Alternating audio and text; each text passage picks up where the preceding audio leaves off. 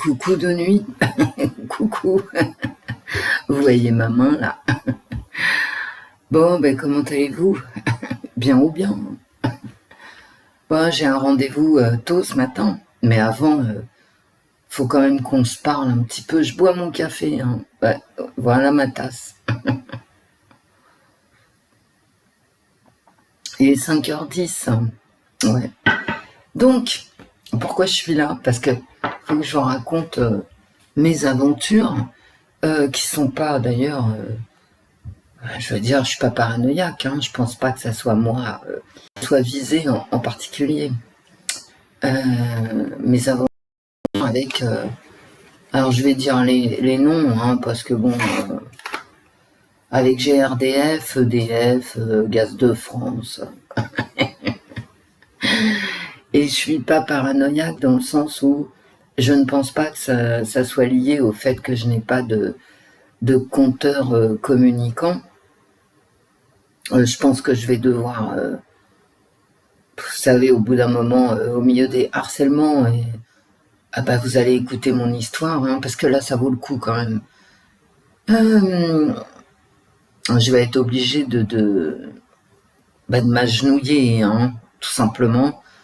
Alors peut-être pas, alors pas cette année, je pense, mais 2025, ça va être fini parce que ma vie devient infernale. Bref, ouais, on n'a pas le choix, hein, parce qu'on peut pas passer sa vie à lutter, c'est impossible. Alors je vous dis, c'est pas pour cette année, c'est certainement pas pour l'année prochaine, mais en 2025, je vais pas pouvoir éviter, hein. Bah non. Ni l'un ni l'autre compteur, de mes deux compteurs. Bref. Bah oui, c'est pas que je rends les armes, hein, c'est que le temps que ça me prend, c'est épouvantable. Donc, et puis j'ai du harcèlement avec le compteur EDF, ils m'ont harcelé, hein. D'ailleurs, je leur ai dit, hein, si vous arrêtez pas, ah, bah moi, voilà, je vais me défendre, hein, parce que mais c'était épouvantable. Il y a un moment, j'avais 3 coups de fil pour leur compteur machin là. Bref, 3 coups de fil par jour. C'était épouvantable. Voilà. Bref. Donc, vous savez, une fois par an, on est obligé, mais alors vous, maintenant, ceux qui sont tout électriques, avec un compteur Linky, bien évidemment, vous êtes sortis de ça. Mais tous ceux qui n'ont pas de compteur communicant sont tenus, et c'est bien normal, hein, quelque part. Bon, ça, moi j'ai toujours connu ça comme ça.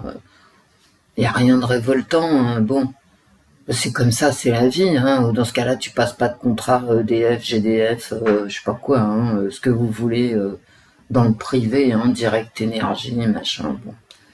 Et donc, une fois par an, tu es tenu d'ouvrir la porte au mec qui fait le relevé du compteur, des compteurs. Bien.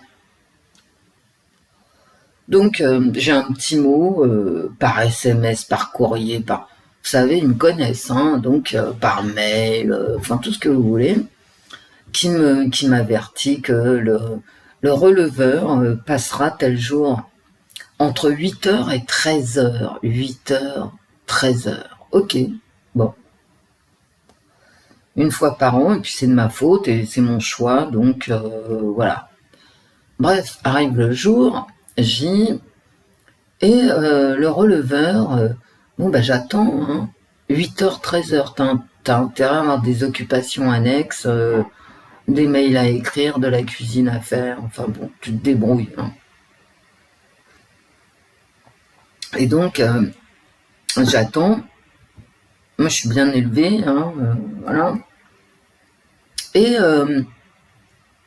le mec, à 13h, t'es pas venu, hein. J'attends 8h, 13h, personne. Ok, je prends le téléphone et j'appelle directement GRDF, parce que c'est GRDF. Maintenant, c'est plus, vous savez, avant, t'avais le mec qui relevait électricité-gaz. Non, maintenant, c'est fini.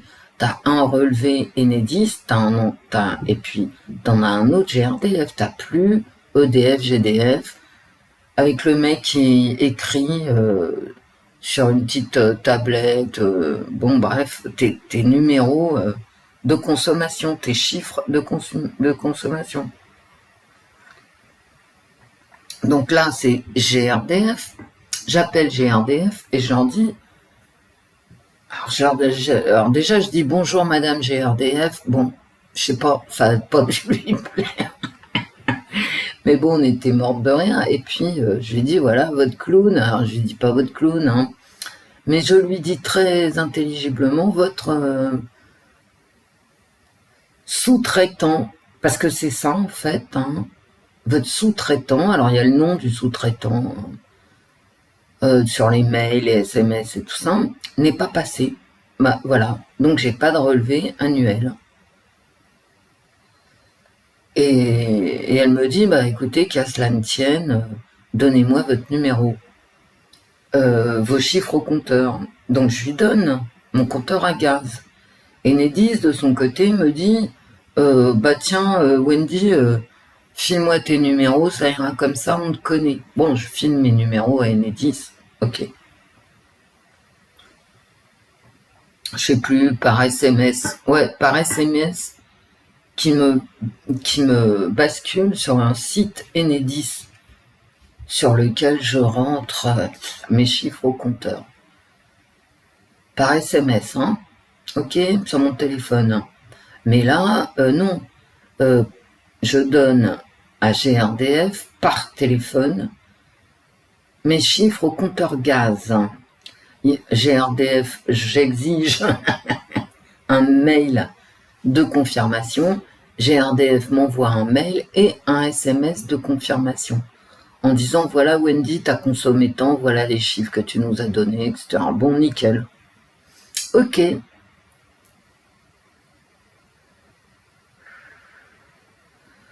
Je reçois ma note. Non mais c'est pas drôle, hein. C'est pas drôle du tout. Je reçois ma facture EDF parce que moi mon contrat gaz et mon contrat électricité, je les ai passés ensemble avec EDF il y a plus de 10 ans quand EDF proposait un contrat groupé. Donc je paye tout à EDF, moi, le gaz et l'électricité. Mais comme il y a des accords, en fait, c'est comme si j'avais deux pourvoyeurs, en fait, hein, d'énergie. Ça change rien au niveau du prix, hein, que je paye à EDF ou à EDF puis à GRDF, hein, à Gaz de France, pareil pour moi. Ça revient au même. Et je paye des factures tous les 2 mois. Est-ce que je vous dis le montant de ma facture? Je ne sais pas. Parce que c'est choquant. Asseyez-vous quand même. 1 000 €, c'est-à-dire 998,XX 75 centimes. Voilà le montant de ma dernière facture reçue hier. J'appelle EDF et là, un monde de clowns, hein. J'appelle EDF et je leur dis niet, hein. Niet, hein. Et je leur dis comment ça se fait que vous m'avez trouvé sur 2 mois, hein, puisque je paye tous les 2 mois. C'est des vieux contrats qui n'existent plus, hein. Il n'y a que les vieux qui m'écoutaient ici qui avaient ce type de contrat, hein. C'est des contrats qu'ils ne proposent plus. Et je dis, bah, mais qu'est-ce que vous faites, quoi? D'où sortez-vous? Et en fait, il y a un opérateur de saisie, et c'est pas GRDF, donc, puisque j'ai les mails, avec les bons chiffres. C'est EDF, il y a un opérateur de saisie à la con qui s'est gouré, et donc qui m'a compté des milliers de mètres cubes de gaz en trop. Au lieu de rentrer les chiffres de GRDF, eh ben ils se sont trompés. Au lieu de mettre un 8, ils ont mis un 9. Ou voire un 10 d'ailleurs. Bref. Donc c'est de leur faute. C'est-à-dire, c'est leur responsabilité. Ils ont fait une erreur de saisie de mes chiffres au compteur. Alors, J'ai donc réussi à avoir un mail de confirmation avec un numéro de réclamation.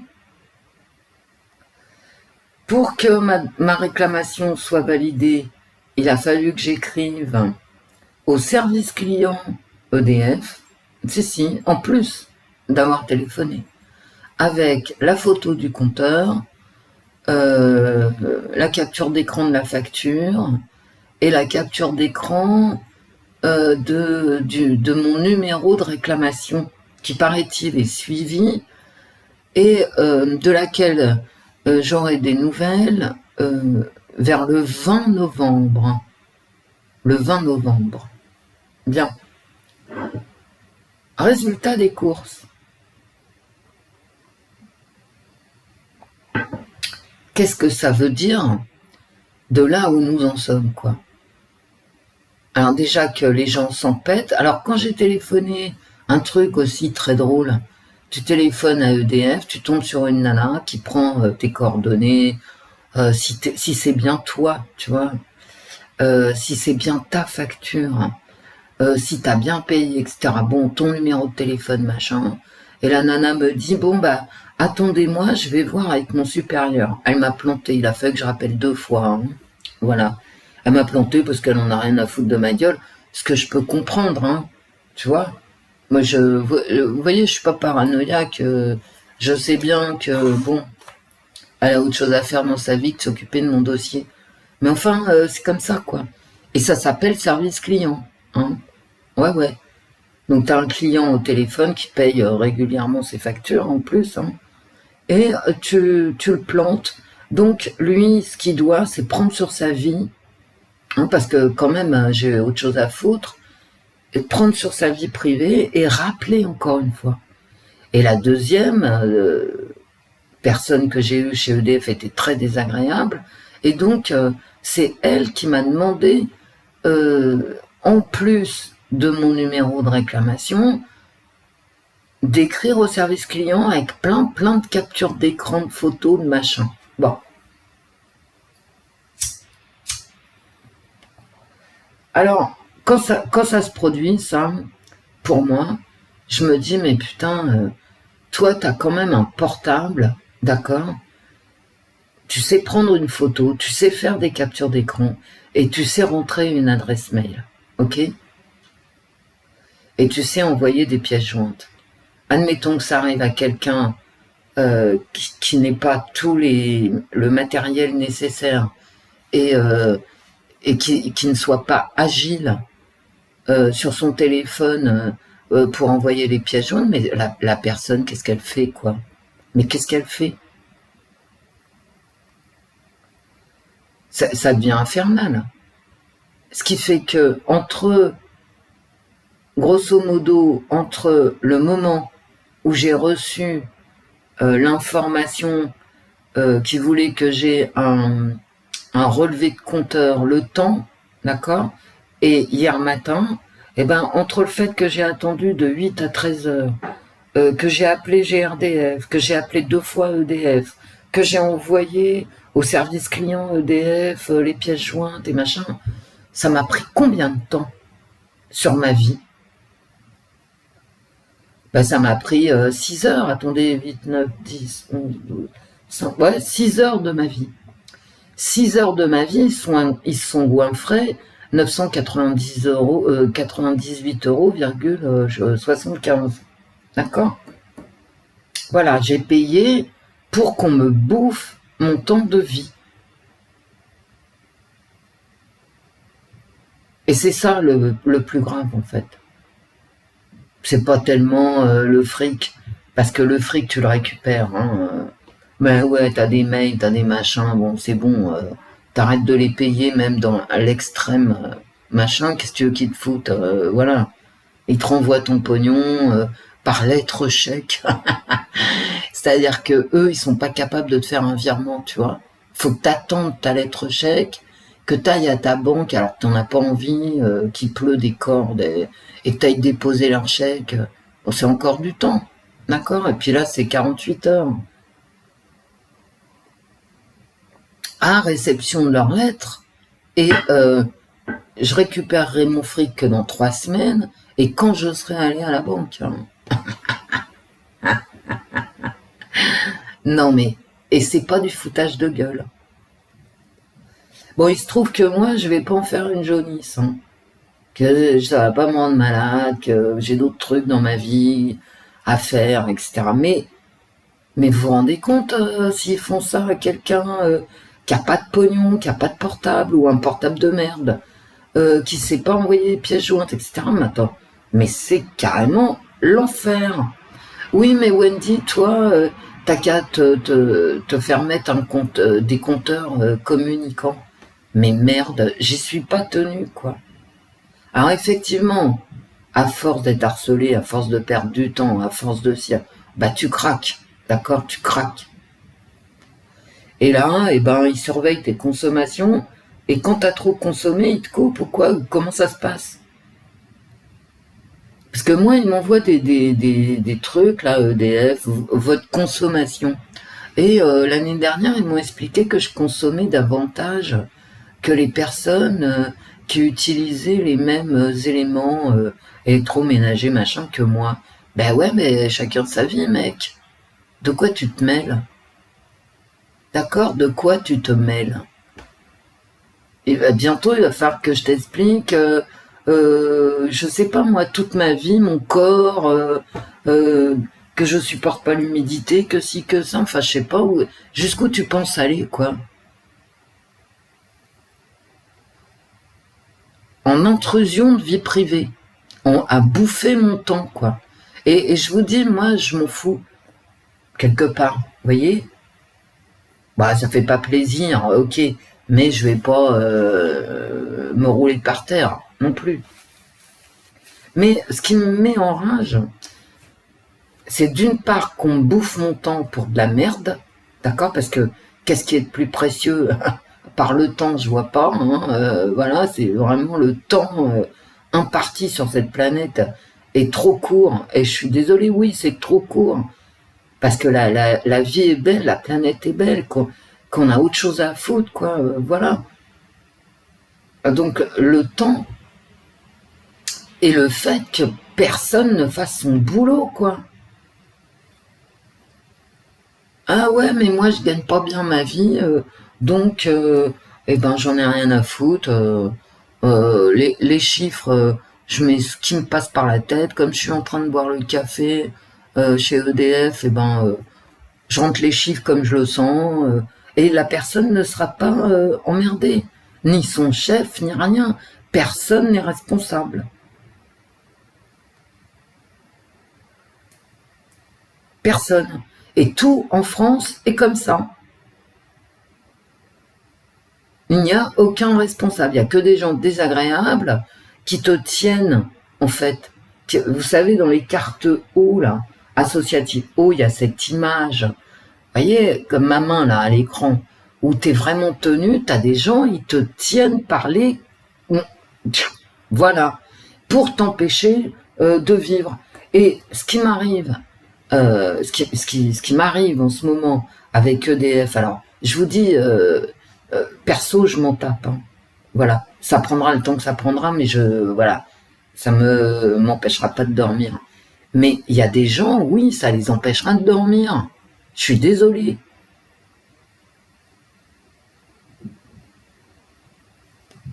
Il y a des gens qui pourront pas s'en tirer de cette galère, ou qui s'en tireront très mal, ou dans trop longtemps. Bon, il y a ça. Mais ce qui se passe avec EDF sur mon dossier à moi, sur mes factures à moi, ça se passe à l'hôpital, d'accord? Je vais vous lire. Alors, je vais pas vous dire qui m'envoie le message, bien évidemment, mais je vais vous lire un truc que je trouve pertinent, éclairant. Je me mets sur la tablette, j'ai fait une capture d'écran. Alors, la personne prend rendez-vous, n'est-ce pas, pour une vidange, parce qu'elle a une voiture, et quand tu as une voiture, tu sais que, en fait, tu as une taxe, tu as un impôt sur 4 roues, quoi. Hein. Donc, la personne me raconte, Prendre rendez-vous pour une vidange. Tu passes des heures pour avoir le garage en ligne parce que le site internet obligatoire ne marche pas. On te répond qu'il faut absolument prendre rendez-vous en ligne, personne pour te renseigner, c'est comme ça et pas autrement. C'est-à-dire le garage, il t'envoie chier, hein, tu vois. Il te dit, mais arrête de me les briser, va sur le site truc schmul et démerde-toi pendant rendez-vous. Tu finis par y arriver, tu finis par trouver le site, t'es au bord de la crise de nerfs, me dit la personne, et tu reçois, bien évidemment, une confirmation par email. Comme quoi, ton rendez-vous, t'es allé sur le site, t'as perdu du temps, hein. Avant ça, t'as téléphoné au garage, qui t'a envoyé péter, bon. Donc, t'en es déjà à 3/4 d'heure, et quand tu sais bien te servir d'Internet, t'en es à 3/4 d'heure, de merdasse, hein, de trucs qui servent à rien, t'as perdu 3/4 d'heure de vie. On te répond, bon, donc qu'il faut absolument prendre rendez-vous en ligne, que personne pourra te renseigner, et que c'est comme ça et pas autrement, c'est-à-dire va te faire foutre si tu vas pas prendre ton rendez-vous en ligne.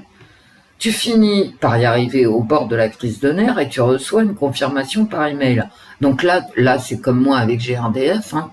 Quand j'ai appelé GRDF, j'ai rapproché mon mail de confirmation, machin, de chiffres, hein, tout baigne, hein. Tu te dis, bon, bah voilà, c'est Boudu sauver des eaux, hein. Tu te dis, bah, on n'en parle plus. Et là, la personne continue sur sa vidange, et 2 heures plus tard, le garage appelle pour décaler la date, le planning sur Internet bug et n'est pas à jour. Donc ça veut dire que le site internet sert à rien, bon d'accord, que en plus, vous savez comment c'est dans la vie, hein, t'es pas toujours à côté de ton téléphone, non, ou alors si, c'est grave, hein, changer de vie, hein, quelque part. Mais a priori, tu dors pas avec ton téléphone, voilà. Donc, il faut que tu puisses répondre au téléphone immédiatement, hein, parce que, et ça je le sais, hein. Sinon, soit tu te fais harceler, c'est-à-dire le mec il va te rappeler 15 fois, même si t'es en rendez-vous chez le coiffeur ou chez le médecin, peu importe, hein. Ou alors il va lâcher l'affaire, ton rendez-vous va disparaître purement et simplement, et le jour où tu te pointes, il y a personne, voilà, c'est tout. Donc t'es esclave, hein, t'es esclave. T'as perdu 1 heure, t'as répondu au téléphone toute affaire cessante, sinon t'es dans la merde, voilà, t'es esclave, je recommence avec mes mains, voilà, t'es tenu, pieds et poings liés, et tu perds du temps, tu perds des heures. Et personne, bien évidemment, n'est responsable, hein. Dans le cas de la vidange, le garagiste, il n'est pas responsable. C'est lui qui est responsable, en fait, de son site internet, mais par rapport à toi, tu peux aller te faire empapaouter, c'est pas son problème. Voilà. Est-ce que quelqu'un, parmi vous, hein, a essayé de prendre un rendez-vous à l'hôpital? Et là, c'est grave, hein. Et là, c'est grave. T'as besoin de soins, t'as besoin de ci, t'as besoin de ça. Ton médecin généraliste, de toute façon, ça fait longtemps qu'il a craqué, hein. On est en 2023. Moi, mon généraliste ne prend plus de patients. Il te reçoit uniquement sur rendez-vous. Bon, tu peux crever. Je veux dire, bon, ça devient ton problème, c'est pas le sien, hein. Mais enfin, le mien, il part à la retraite. Bon, il est vieux, il en a plein le... Voilà. Voilà, tout est comme ça. Que ça soit les vidanges de voitures, les factures EDF, les rendez-vous chez le médecin. Alors maintenant, on se soigne en visio. En visio. Si tu veux connaître ta tension, tu vas acheter un tensiomètre. Bon, moi, je m'en pète, hein.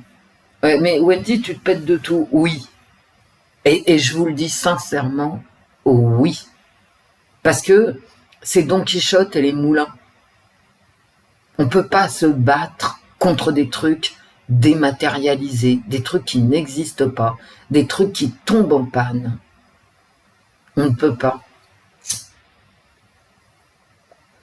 Plus personne n'est responsable de rien.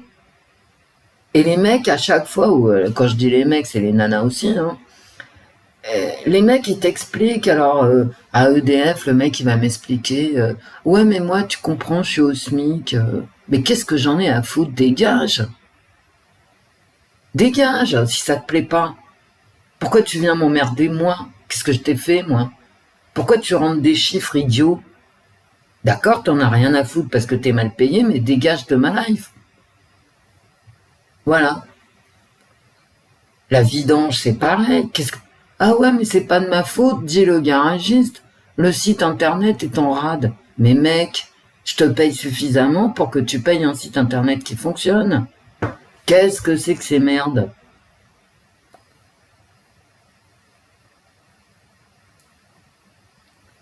Ok? Donc on te bouffe ton temps, ton fric, bah oui, hein, ton fric, et ta santé. J'ai jamais vu une telle... J'ai des retours, hein, ceux qui... les abonnés qui m'écrivent par mail, etc., auxquels je ne réponds pas toujours parce que j'ai pas le temps, voilà, mais j'ai des retours et je vous prie de m'excuser, mais bon, la vie, c'est la vie, hein. Bah ouais, je suis désolée, mais les journées n'ont que 24 heures. T'es pas gentil, Wendy. Oui, je sais. J'aimais plus, aimais moins. Et vous voyez, alors, c'est même pas de l'esclavage moderne, c'est du je m'en foutisme total. Et la société ne tourne que comme ça. Oui, mes amis. Oui, oui, oui. Mais bon, EDF, la vidange, tout ça, on s'en fout en fait, hein. Bon, enfin, on s'en fout. Moi, je m'en fous pas, hein. J'ai horreur qu'on me pique du temps. Mais ils le font exprès, hein, je crois. C'est un asservissement total. Total. Parce que si tu réponds pas, bah, t'es obligé de répondre. Alors que, bon, t'as quand même autre chose à foutre, hein. Enfin, j'espère. Mais le plus grave, c'est vraiment la santé, hein. C'est vraiment la santé. Alors, pourquoi alors, il y a eu les gilets jaunes, hein. Les gilets jaunes, pour moi, hein, de mon point de vue, c'était aussi un mouvement pseudo-politique, on va dire, qui faisait un constat de l'effondrement des infrastructures françaises.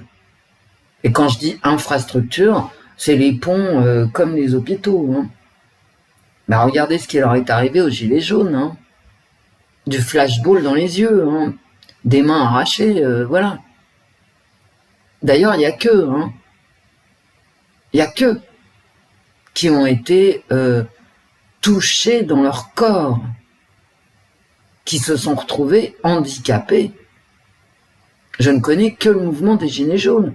Tous les autres mouvements, personne ne leur a tiré dans l'art. Il y a eu des émeutes en juillet. J'ai pas vu les flics tirer à vue comme ils ont pu tirer sur les Gilets jaunes. Parce que peut-être que ce que disaient les Gilets jaunes, c'était hyper dangereux, entre guillemets, si ça se savait.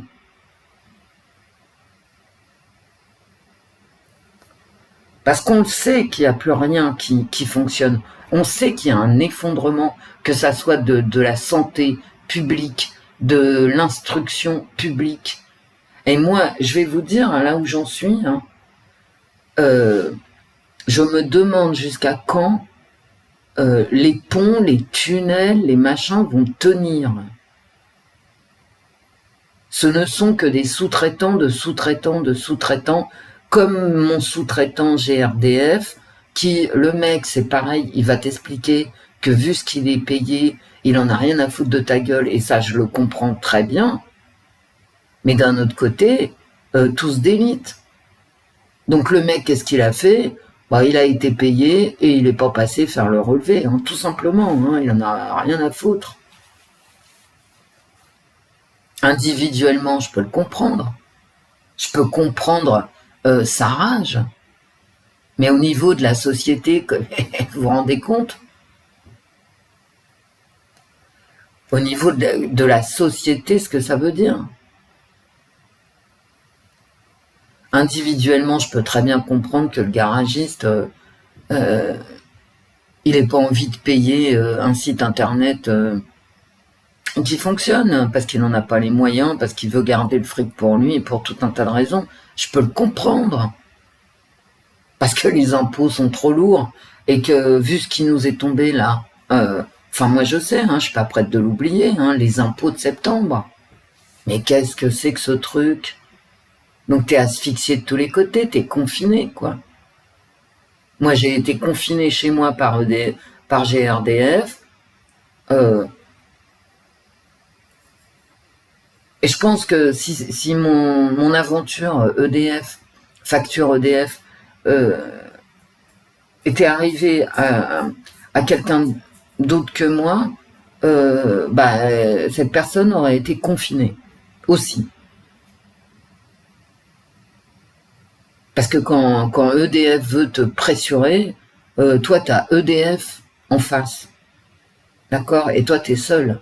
Hein. Bref. Mais tout ça, les gens le vivent. Hein. C'est-à-dire nous tous, moi, vous, tout le monde à son échelle. Alors, j'irai pas plus loin.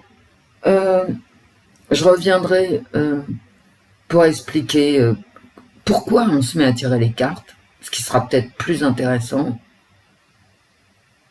Quoique, je veux dire, on assiste à un effondrement, un délitement qui touche des trucs très importants dans nos vies, comme les hôpitaux, l'instruction, etc., parce que ça touche nos enfants, et des choses moins importantes comme EDF, les vidanges et machin, parce que, mais quelque part, ça donne une ambiance générale où tu es dans la coercition et tu as aucune... Tu es dans la coercition vraiment, dans la violence administrative, c'est vraiment une grande violence qui t'est faite. Et tu n'as aucune marge de manœuvre à part perdre du temps pour leur répondre. Je vois pas ce que je peux faire. Alors donc je perds du temps. Mais je leur en veux, hein, de ça. Je leur en veux énormément. Hein. Quant à l'état de l'instruction, à l'état des hôpitaux, ça mériterait que le mouvement des Gilets jaunes reprenne et en force. Et en force. Mais bon, plus personne n'a envie de se prendre une balle. Voyez comment, comment on manage les foules. Tu leur tires dessus, rentre chez eux. Bah oui, hein. Sauf que on tire toujours sur les mêmes, hein, et jamais sur les autres. Hein. Mais ça, je le vois, et vous le voyez aussi. Pas la peine de me dire, oh Wendy, t'exagères. Bah non, non, désolé. On a eu 1 milliard d'argent public, c'est-à-dire mes impôts de septembre, qui sont passés dans la réparation des mairies, des banques et tout ça. Bon, bref, suite aux émeutes, mais il n'y a pas eu une balle de tirée. Bah non. Donc il y a vraiment 2 poids, 2 mesures, hein, je suis désolée.